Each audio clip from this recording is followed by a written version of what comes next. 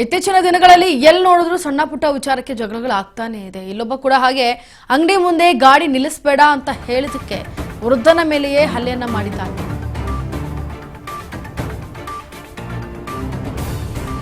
ಬೆಂಗಳೂರಿನ ಜೆಸಿ ರೋಡ್ನಲ್ಲಿ ನಡೆದಂತಹ ಘಟನೆ ಇದು. ತಾಹಿರ್ ಎಂಬ ಬಾಲಕನಿಂದ ಜಗದೀಶ್ ಎಂಬ ವೃದ್ಧನ ಮೇಲೆ ಹಲ್ಲೆ.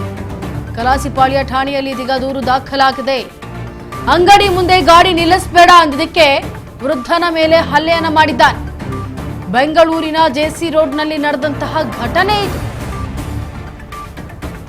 ಒಂದೇ ಒಂದು ಕ್ಷುಲ್ಲಕ ಕಾರಣ, ಅಂಗಡಿ ಮುಂದೆ ಗಾಡಿ ನಿಲ್ಲಿಸಬೇಡಪ್ಪ ಅಂತ ಹೇಳಿದಕ್ಕೆ ವೃದ್ಧನ ಮೇಲೆ ಹಲ್ಲೆ ಮಾಡಿದ್ದಾನೆ. ಜಗದೀಶ್ 55 ವರ್ಷದ ವೃದ್ಧ, ಇವರ ಮೇಲೆ ಹಲ್ಲೆಯನ್ನ ಮಾಡಲಾಗಿದೆ. ಬೆಂಗಳೂರಿನ ಜೆಸಿ ರೋಡ್ನಲ್ಲಿ ನಡೆದಿರುವಂತಹ ಘಟನೆ ಇದು. ತಾಹಿರ್ ಎಂಬ ಬಾಲಕನಿಂದ ಹಲ್ಲೆ ನಡೆಸಲಾಗಿದೆ. ಕಲಾಸಿಪಾಳ್ಯ ಠಾಣೆಯಲ್ಲಿ ಈಗ ದೂರು ಕೂಡ ದಾಖಲಾಗಿದೆ. ರಕ್ತಮಯವಾಗಿರುವಂತಹ ವೃದ್ಧನ ಕರ್ಚಿಫ್, ವೃದ್ಧನ ಮೇಲೆ ಹಲ್ಲೆ ಮಾಡಿದ ಮುಸ್ಲಿಂ ಬಾಲಕ, ಇನ್ನು ಅಪ್ರಾಪ್ತನಾಗಿರುವ ಅನ್ಯ ಕೋಮಿನ ಯುವಕ ಈತ. ಕಲಾಸಿಪಾಳ್ಯ ಠಾಣೆಯಲ್ಲಿ ದೂರು ದಾಖಲಾಗಿದೆ. ಬಿಎನ್ಎಸ್ ಆಕ್ಟ್ ಅಡಿಯಲ್ಲಿ ಇದೀಗ 118/1 ಮತ್ತು 352 ಅಂದ್ರೆ 352 ಅಡಿಯಲ್ಲಿ ಇದೀಗ ಕೇಸನ್ನು ದಾಖಲಿಸಿಕೊಳ್ಳಲಾಗಿದೆ. ಕಲಾಸಿಪಾಳ್ಯ ಪೊಲೀಸ್ ಠಾಣಾ ವ್ಯಾಪ್ತಿಯಲ್ಲಿ ಘಟನೆ ನಡೆದಿದೆ. ನೋಡಿ, ದೃಶ್ಯ ಒಳಗಡೆ ಗಮನಿಸ್ತಾ ಇದ್ದೀರಾ.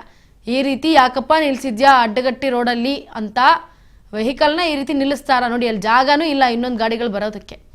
ಅದನ್ನು ಹೇಳಿದ ಕೂಡಲೇ ವೃದ್ಧನಿಗೆ ಹೊಡೆದಿದ್ದಾನೆ ತಾಹಿರ್ ಅಂತಂದ್ರೆ ಎಷ್ಟರ ಮಟ್ಟಿಗೆ ಈತನಿಗೆ ಭಯ ಇರಬೇಕು ಅನ್ನೋದನ್ನ ಗಮನಿಸಬೇಕಾಗತ್ತೆ.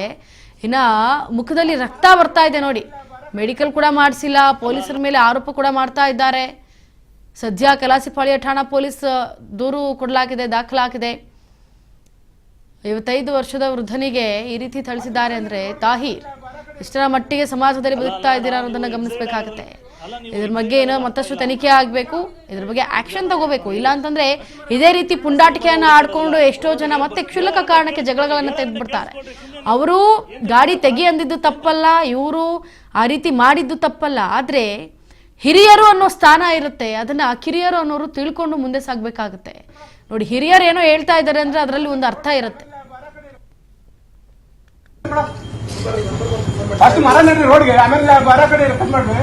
ಅಲ್ಲ ಅಣ್ಣ, ನೀವು ಎಕ್ಸೈಟ್ ಆಗೋದ್ರಲ್ಲಿ ಅರ್ಥ ಇಲ್ಲ.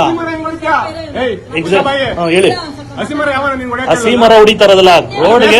7 ಗಂಟೆ ಕೇಳಿಸ್ಕೊಳ್ರಿ, 7 ಗಂಟೆ ಕೇಳಿಸ್ಕೊಳ್ರಿ. ಸುಮ್ಮನೆ ನೀವು ಏನ್